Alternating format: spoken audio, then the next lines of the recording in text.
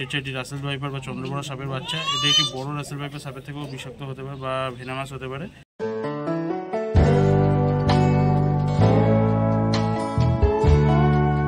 বন্ধুরা, আমি সুব্রত কয়াল আর আপনারা দেখছেন Subrata Kayal animals labour channel. তো এটা হচ্ছে কলাগাছি আর নন্দননগর।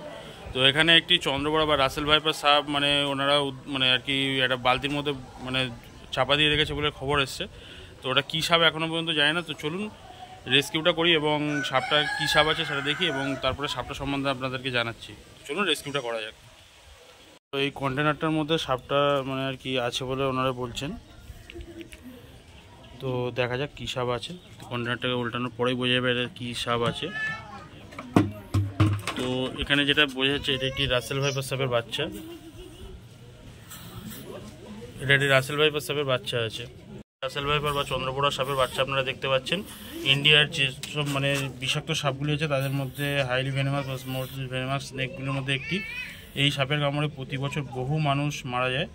তো দেখতে পাচ্ছেন এটি হচ্ছে একটি রাসেল ভাইপার বা চন্দ্রবড়া সাপের বাচ্চা। এটি একটি বড় রাসেল ভাইপার সাপের থেকেও বিষাক্ত হতে পারে বা ভেনামাস হতে পারে। তো এই সাপ থেকে অবশ্যই সাবধানে থাকবেন এবং এই সাপ ধরতে যাবেন না।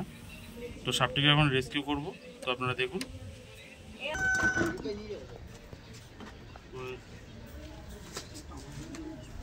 এটি হচ্ছে রাসেল ভাইপার বা চন্দ্রবড়া সাপের বাচ্চা। একটু সামনে চলে আসুন।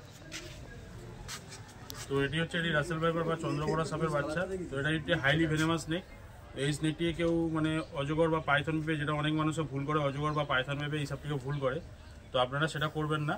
এটি খুবই একটা হাইলি ভেনেমাস স্নেক। কিন্তু এটা যদিও একটা বাচ্চা সাপ, সবে সদ্যজাত বাচ্চা, কয়েকদিনের। তো এই সাপটিকে দেখে সাবধানে থাকবেন। তো চলুন একে বক্সিং করে নিই।